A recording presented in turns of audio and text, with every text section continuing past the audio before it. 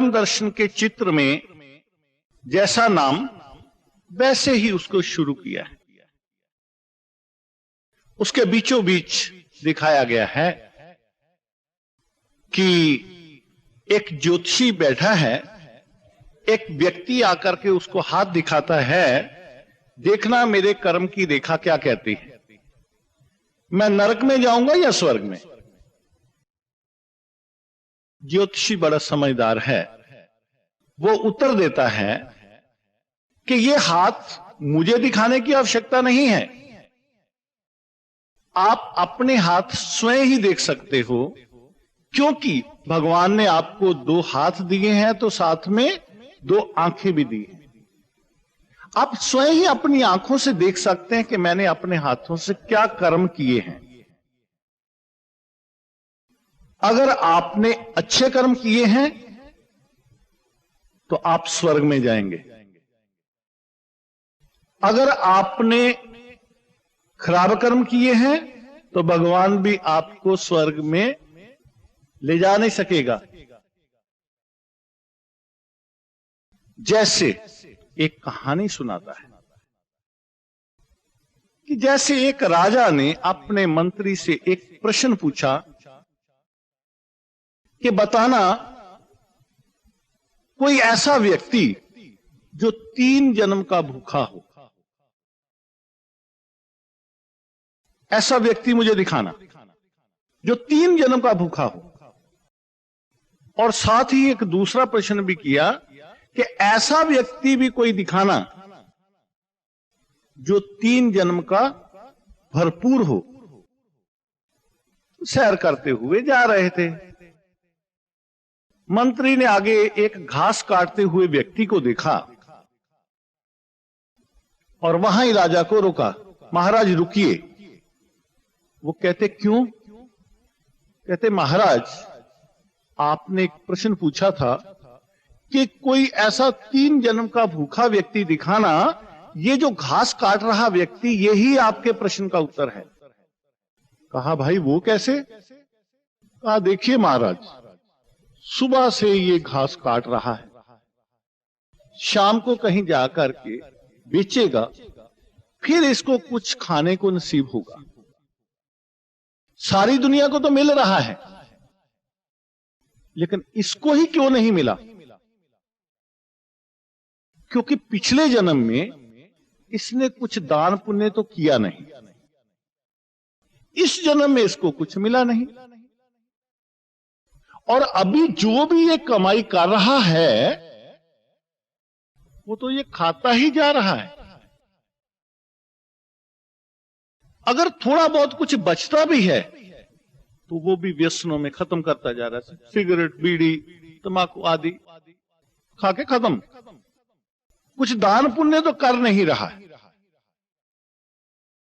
पीछे इसने कुछ किया नहीं, अभी इसको मिला नहीं, अभी ये कुछ कर नहीं रहा है तो अगले जन्म में इसको निश्चित रूप से कुछ मिलने वाला भी नहीं।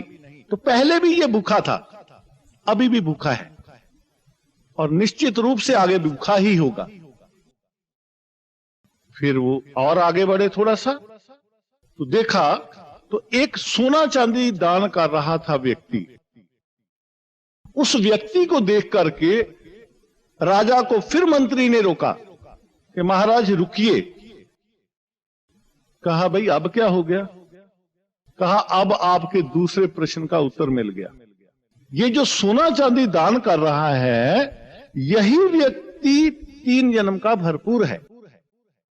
कहा वो कैसे? कहा देखिए महाराज, इसने पिछले जन्म में बहुत दान पुण्य किया है और इस जन्म में इसको सोना चांदी होकर के मिला है। अभी तो ये सोना चांदी भी दान करता जा रहा है, तो अगले जन्म में जरूर इसको हीरे ही मिलेंगे। तो पहले भी ये भरपूर था, अभी भी भरपूर है, निश्चित रूप से आगे भरपूर ही रहने वाला है। जो लगाता है वही पाता है। आगे दिखाया कि एक बच्चा है, उसके बाप दादा बहुत बाग बगीचे छोड़ करके गए हैं, लेकिन और वो कलम लगाता जा रहा है और कलम लगाता जा रहा है और बढ़ाता जा रहा है उस बगीचे को। उसको किसी चीज की कमी नहीं, लकड़ी की कमी नहीं, फल की कमी नहीं। मार्केट में वो आम वगैरह सब जा रहे हैं तो वो पैसे की भी कमी नहीं। एक दूसरा व्यक्ति उसी के पास खड़ा दिखाई दे रहा है, उसके पास एक ही झाड़ था, एक ही पेड़ था आम का। उसने सोचा कि अभी तो आम का सीजन पूरा हो गया, अब तो इसको काट देवें, आम तो हमने खा लिए हैं, काट देवें और कुछ पैसे भी मिल जाएंगे, लकड़ी भी मिल जाएगी। वो काट देता है। अगले सीजन में बैठ के माथे पे हाथ मारता कि ये मैंने क्या किया, अपना भविष्य खुद ही काट दिया। जो काटता है वो पछताता है, जो लगाता है वही पाता है, जो काटता है वो पछताता है। बंदर कभी अपना घर नहीं बनाता है।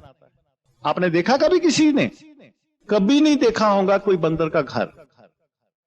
लेकिन उसी के ही भेंट में साथ में ही एक बेया चिड़िया दिखाई कि बंदर अपना घर तो नहीं बनाता है लेकिन उसका तोड़ जरूर रहा है। लेकिन बेया चिड़िया बेचारी अपने बहुत प्यार से घर बनाती है, कितनी प्रकार का काम करती है, उसमें कारपेंटर का काम करती है, जैसी लकड़ी चाहिए वो वैसी लेकर के आती है, राजमिस्त्री का काम करती है, टेलर मास्टर का काम करती है। टेलर मास्टर का काम कैसे करती? उसको सिलाई करती, बुनती है। राजमिस्त्री का काम कैसे करती? उसको डबल स्टोरी अंदर बनाती। इलेक्ट्रिशियन का काम करती है, बिजली वाले का। एक जुगनू पकड़ के लेकर के आती है और उसको पता है ये जुगनू उड़ जाएगा, लेकिन उसके पहले वो उस पर गिल्ली मिट्टी या गोबर आदि लगाती है और उसमें ला करके फिट कर देती।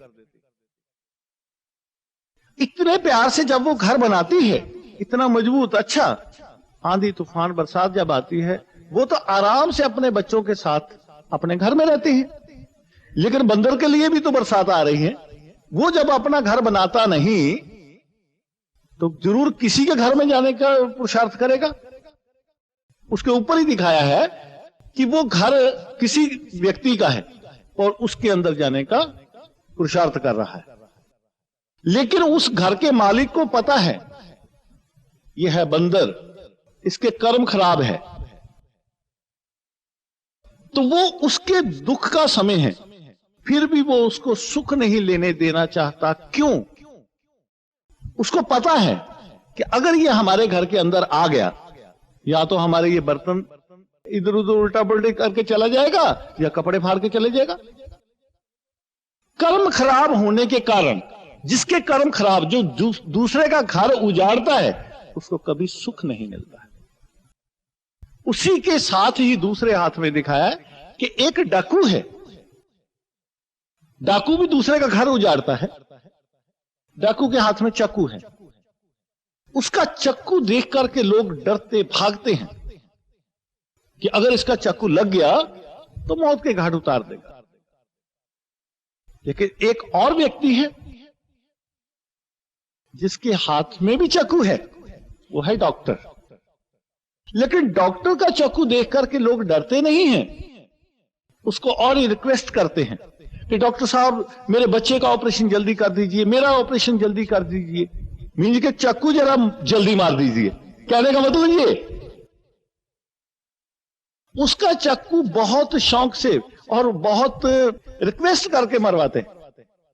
अगर डॉक्टर का चाकू लग जाए, उसका कितना सम्मान होता है कि भाई ये डॉक्टर बहुत अच्छा है, इसने तो बहुत अच्छा ऑपरेशन किया है, अखबारों में नाम आएगा, टीवी में नाम आएगा, टीवी में फोटो आएगी उसकी, भाई ये डॉक्टर ने बहुत अच्छा ऑपरेशन किया। अब मारने के बदले में उसको जज मौत की सजा सुनाता है।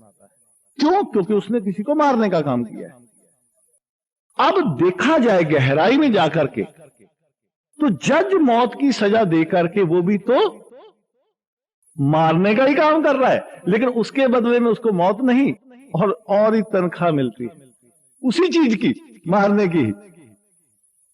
एक और व्यक्ति दिखाया है, ये बहुत अच्छा लोगों को भगवान की बातें सुनाने वाला, शास्त्र आदि सुनाने वाला।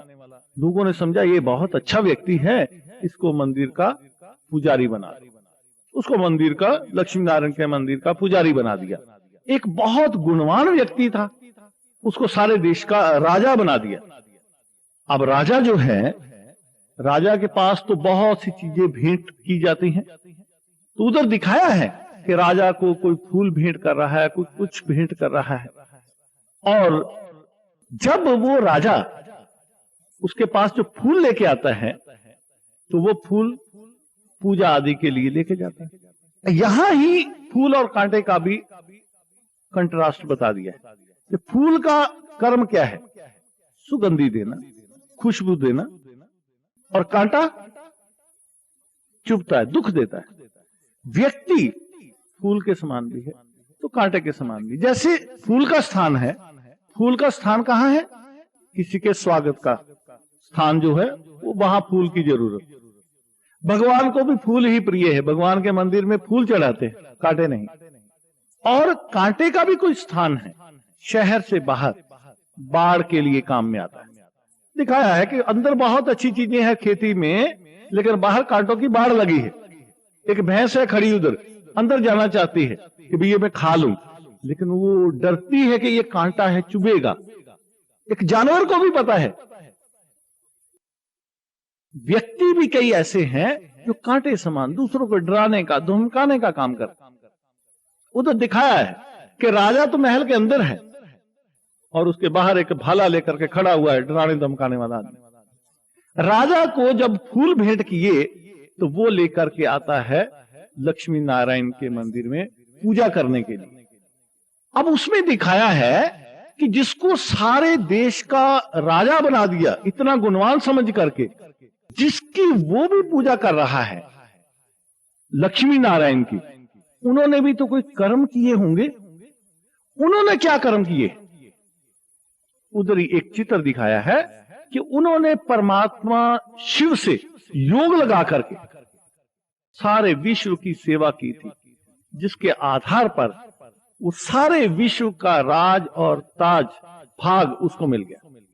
तो अपने ही कर्म से कोई स्वर्ग का ताज तख्त भी प्राप्त कर सकता है और अपने ही कर्मों से फांसी के तख्ते तक भी पहुंच सकता है। फांसी के तख्ते पर वो भी अपने कर्म से, और स्वर्ग का ताज तक वो भी अपने कर्मों से। यह है कर्म दर्शन।